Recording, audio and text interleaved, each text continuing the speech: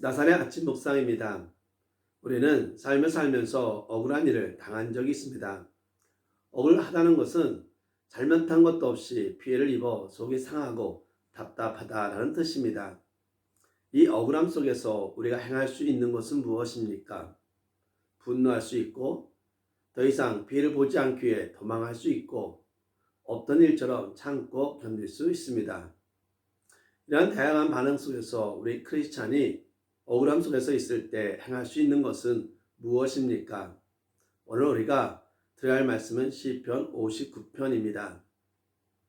나의 하나님이여 나의 원수에게서 나를 건지시고 일어나 치려는 자에게서 나를 높이 드소서. 악을 행하는 자에게서 나를 건지시고 피 흘리기를 죽이는 자에게서 나를 구원하소서.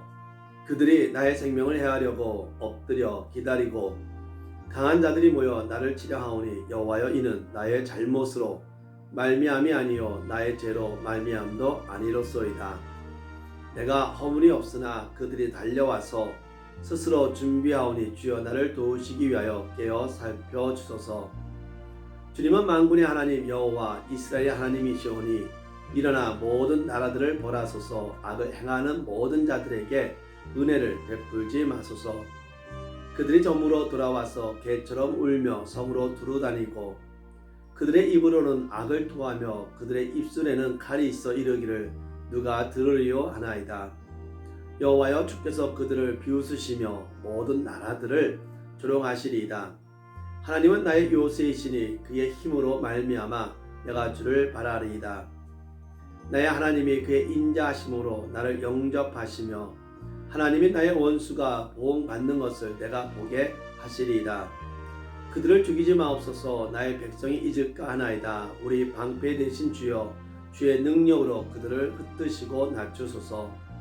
그들의 입술의 말은 꼭 그들의 입의 죄라. 그들이 말하는 저주와 거짓말로 말미암아 그들이 그 거만한 중에서 사로잡히게 하소서. 진노하심으로 소멸하실 때 없어지기까지 소멸하사 하나님의 야곱 중에서 다스리심을 땅 끝까지 알게 하소서. 그들에게 점으로 돌아와서 개처럼 울며 성으로 두루다니게 하소서. 그들은 먹을 것을 찾아 유리하다가 배부름을 얻지 못하면 밤을 새우려니와 나는 주의 힘을 노래하며 아침에 주의 인자하심을 높이 부르오리니 주는 나의 요새이시며 나의 환난 날에 피난처심이니이다. 나의 힘이시여 내가 주께 찬송하오니 하나님은 나의 요새이시며 나를 긍휼히 여기시는 하나님이심이니이다. 아멘. 블레셋 장군 골리앗의 등장으로 사울과 이스라엘 군대 전체가 공경에 처해 있을 때 사울은 골리앗을 죽이는 용사에게는 자신의 딸을 주고 세금을 면제해 주겠느라고 약속했고 다윗은 골리앗을 물리쳤습니다. 그런데 승리를 거둔 후 사울은 자신의 약속을 어기고 다윗을 죽이고자 합니다. 왜냐하면 사람들이 다윗을 사울보다 더 칭찬했기 때문입니다. 사울은 자신의 맏딸인 메랍을 죽였다고 약속하며 다윗이 블레셋과 전쟁을 계속 수행하게 했습니다. 자신의 손을 더럽히지 않고 블레셋 사람들의 손에 다윗을 죽이려는 심산이었습니다. 하지만 사울은 그 약속을 어기고 메랍을 다른 사람의 아내로 주었습니다. 그러나 다윗은 사울의 다른 딸 미갈을 마음에 품고 있었고 이 사실을 알게 된 사울은 수하들을 시켜 두 사람의 결혼을 부추기며 이번에도 터무니없는 결혼 조건을 내걸었습니다. 블레셋 사람들의 포피 100개를 가져오라고 했습니다. 그런데 다윗은 사울의 기대와는 달리 블레셋 사람들의 포피 200장을 구해 바쳤고 어쩔 수 없이 사울은 미갈을 다윗의 아내로 주었습니다. 사울은 여전히 다윗을 죽이려고 했습니다. 왜냐하면 사울에게 있어 다윗은 자신의 왕위를 위협하는 존재였기 때문입니다. 사울은 신하들에게도 다윗을 죽이라고 말했고 전쟁에서 승리하고 돌아온 다윗에게 단창을 던져 그를 직접 죽이려고도 했습니다. 그 밤에 다윗은 도피하고 사울은 사람들을 보내 다윗의 집을 지키다가 아침에 그를 죽이게 하였습니다. 이를 알아챈 다윗의 아내 미갈이 다윗을 장에 내려 도망치게 한 사건이 바로 오늘 본문 말씀의 배경이 됩니다. 6절과 14절에 밤이 으르렁거리며 돌아다니는 개에 대한 비유가 나오는데 야밤에 도피하여 쫓기던 당시 상황에 대한 다윗의 느낌을 엿볼 수 있는 표현입니다. 다윗은 위협을 느끼고 있었고 그 위협은 작고 귀여운 강아지 위협이 아니라 야생 들개무리의 위협과 같았습니다.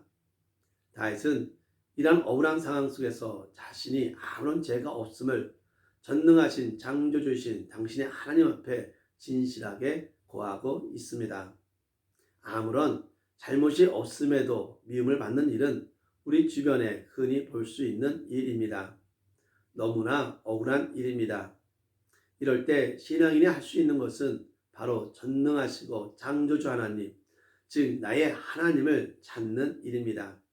사울은 자기의 욕심과 권력을 위해 그는 다윗을 수단과 방법을 가리지 않고 죽여야 할 대적으로 여깁니다. 그의 권력욕은 자신의 왕국을 세울 수 있는 가장 훌륭한 충신을 스스로 버리고 말았습니다. 사울과 반대로 다윗은 단 한 번도 사울을 자신의 대적으로 여긴 적이 없었습니다. 사울이 다스림이 계속되자 사무엘은 은밀히 다윗을 찾아가 그에게 기름을 부었습니다. 이는 하나님께서 다윗을 왕으로 선택하셨음을 공포하는 행위였습니다. 그럼에도 다윗은 사울을 향한 자신의 충성심을 끝까지 지킨 것을 볼 수 있습니다. 심지어 사울이 죽고 난 뒤에도 그를 위해 애도하며 남아있는 사울의 가족들을 정성껏 돌봐 주었습니다. 그러나 다윗이 하나님께서 세우신 왕 사울에 대해 끝까지 진리를 저버리지 않았다 할지라도 정작 자신이 당하는 그 고통은 말할 수 없음을 알 수 있습니다.